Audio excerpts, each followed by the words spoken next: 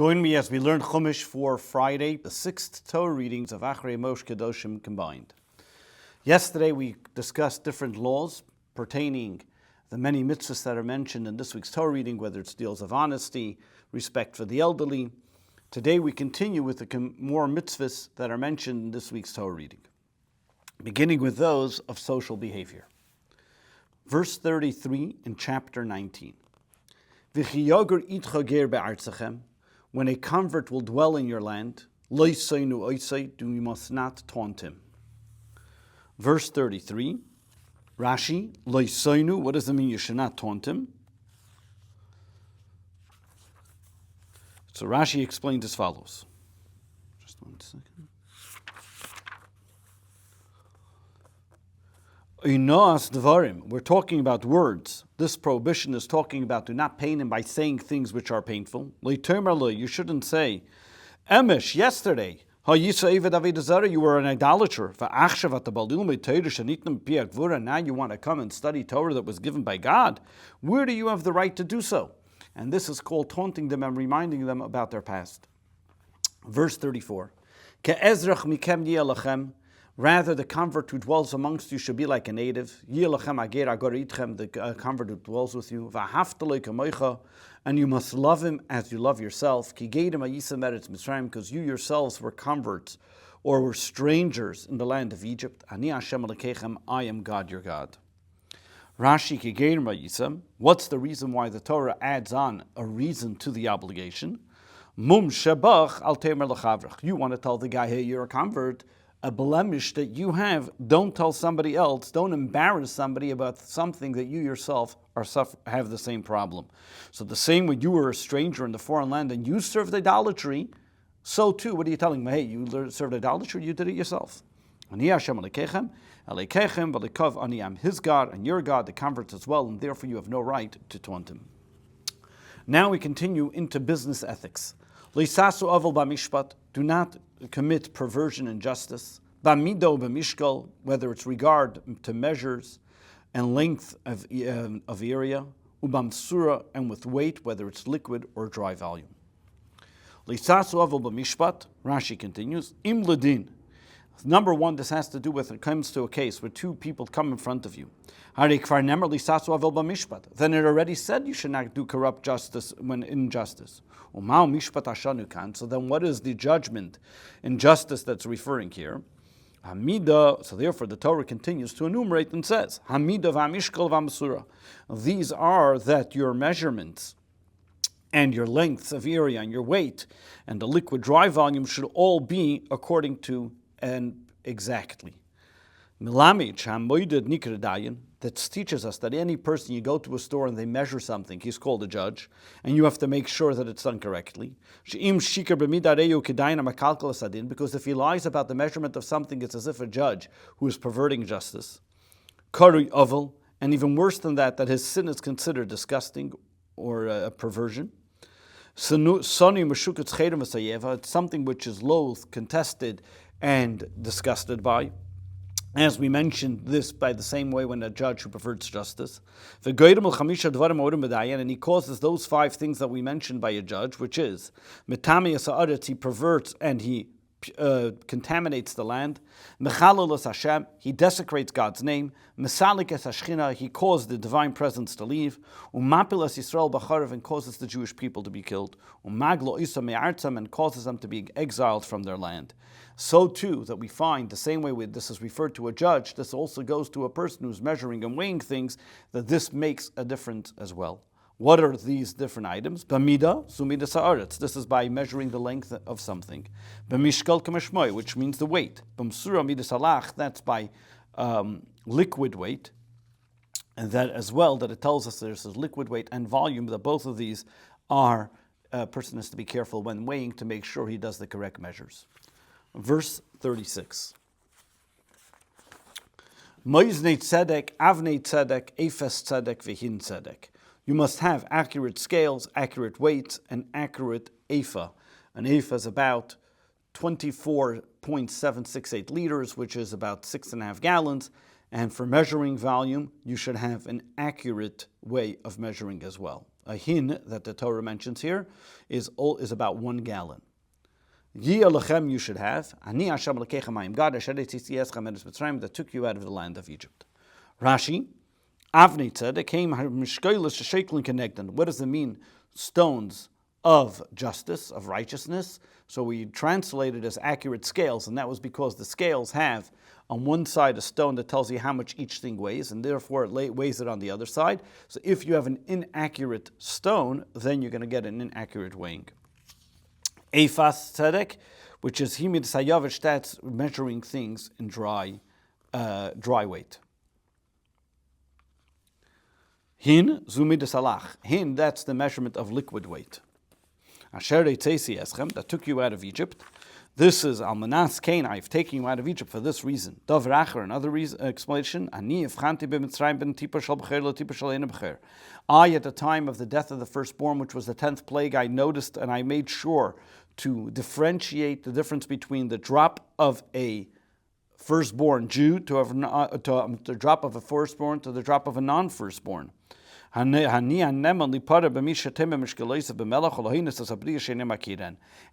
you can be assured that I will pay back, that I will exact judgment on those people who try to hide their weight in salt and try to cheat people because they're thinking that people will not notice. One of the ways that people would do it is they would put the weight into some salt. The salt would then cause it to not feel the weight completely, and thereby the person was able to charge the person more because of it. To make it weigh heavier, and this way it would cause the person to pay more. Verse 37, you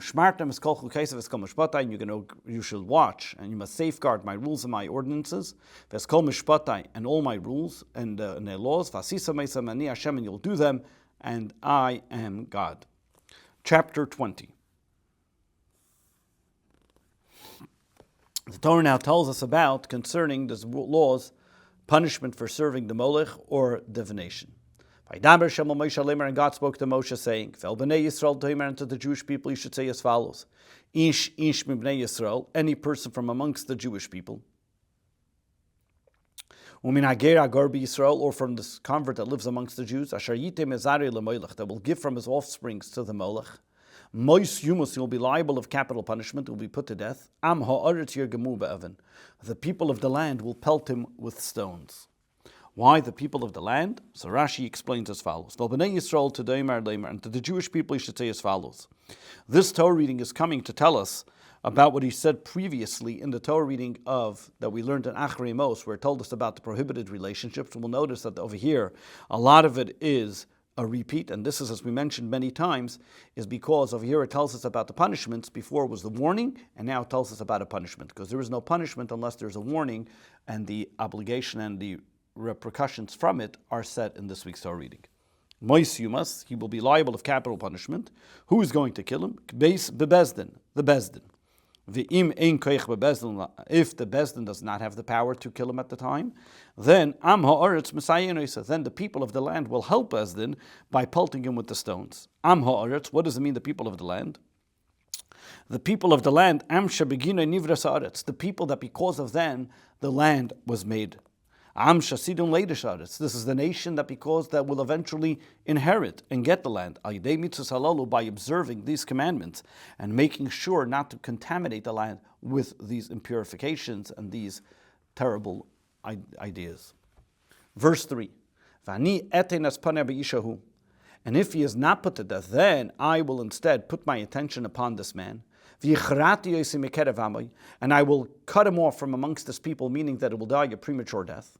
Because he gave from his children to the Molech, because he has now contaminated, he impurified my sanctuary, and he desecrated my holy name.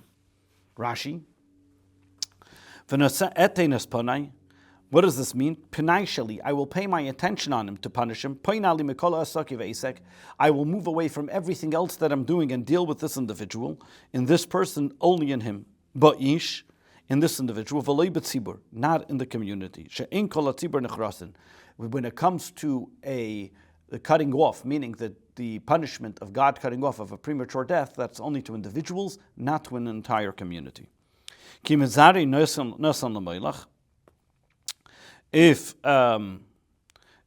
from its children he gave to the molech, L'fisha nemar, because it says in the book of Deuteronomy, Mavr bina yubita be'esh, a person who puts his son or daughter by fire. Ben benem bite benayin. How do I know if it's a grandchild, a son or a son of his daughter? Talmud leimer ki mizari, from his children he gave to the molech. It doesn't make a difference who it is, any of his offsprings. Zera apostle minayin. How do I know? Well, let's say if it's a child who was born from a prohibited relationship like a mamzer. Talmud leimer. Therefore, the Torah says bisitoi, by the very fact giving it, no matter who the child is, whether it's a legitimate child or not, it is still considered part of this prohibition. As we see many times, we mentioned previously about the community doing a total abrogation of giving their children to idolatry. This happened in the time of Jeremiah, where many of them burnt their children to the Baal. And at time, they were all deserving of being destroyed because of the terrible behaviors that they were doing. Laman Tamias Mikdashi, because they have contaminated my sanctuary, is Knesset Yisrael She'im Mekudeshes Li. He's referring to the entirety of the Jewish people, which are sanctified to me. They are considered my sanctuary. Koloshin Leichalos Kachi, like he continues to say, they should not desecrate my sanctuary. 4. What happens now, specifically the people who ignore? If the people will ignore, if the people of the land will ignore from this man giving his offspring, giving his children to the Molech, and therefore they will not put him to death even though they witnessed it. Rashi, meaning, over here it's a double terminology, if they will ignore. If they ignored one and therefore they allowed the person to go on with a sin and not give him punishment. If you allow one thing to go by, then all the other things are going to happen as well. And if the small Sanhedrin, the Sanhedrin of 23, will allow this person, which is in every city, and they ignore what's happening, then eventually the great Sanhedrin of 71, which is by the Holy Temple, Holy Temple, they will ignore it as well, because they were responsible for doing things like Iri Dachas, when an entire city does idolatry. Verse 5.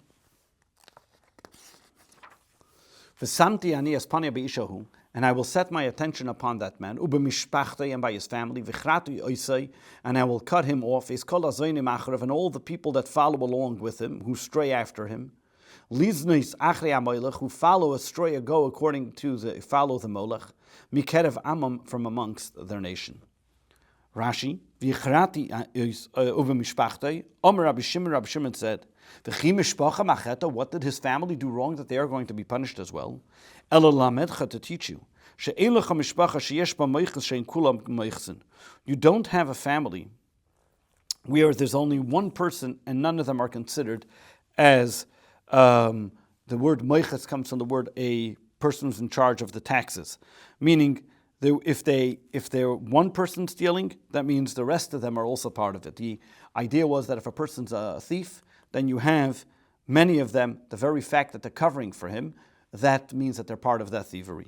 Because all of them are covering for him, and they threaten that any person that will touch him, they'll take revenge. So therefore, even though they may not be the one actually committing the crime, they are the ones that are, so to speak, protecting that individual. And because that people are afraid to meet punishment onto him, and therefore they are become part and an accessory of the crime as well.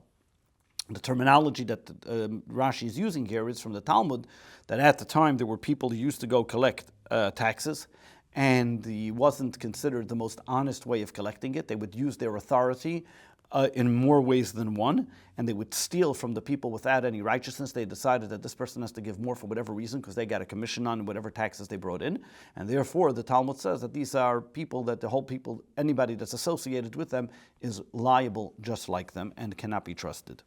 Why does it say oisai, him, umishpachtoi? It says the family already.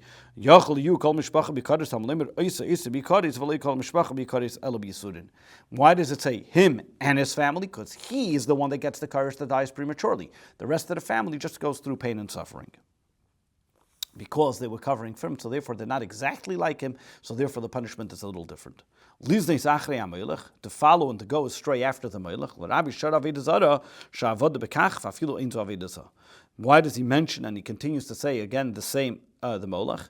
And this is telling us that there are many different types of idolatries, and not all idolatries are the same. In order to be considered that serving that idolatry, you have to serve it the way they serve the idolatry. And therefore, he brings about the Molech, because the Molech, the way you serve the idolatry was by putting your children, passing them through this kind of fire. And even those which, and this was such a very abhorrent type of way of doing it, and therefore the Torah states it clearly. So even if he did it for other idolatries, even if it wasn't for the Molech specifically, if he did this kind of terrible behavior for any other idolatry, he would also be liable as well. Verse 6, and the person who will then turn to to other divinations, and the Yid'onim, like we mentioned previously what it was that they put something in their mouth, whether it was a bone that spoke, different types of magic that were saying things of the future. Liznes Achareim, to go astray after them. V'nasati espani b'nefesh ahi, I will put my attention on that individual. V'yichrati yosim mikerev amoy, and I will cut them off prematurely from amongst our nation. Verse 7, V'yiskadishtem, you should be sanctified. V'yisem kedoshim, and you should be holy. Ki ani Hashem Elokeichem, because I am God. Rashi, V'yiskadishtem. What is the word V'yiskadishtem? Why does it say V'yiskadishtem, you should be sanctified, and then it says you should be holy? What's the two? The word sanctification, the word kadosh in Hebrew, means to be separate. Prishus avodah zarah, to separate yourselves from idolatry. And therefore, by the very fact that you are segregated, you are separate, you then become holy and sanctified to God. This concludes the 6th Torah reading of Parshas Acharei Mos-Kedoshim.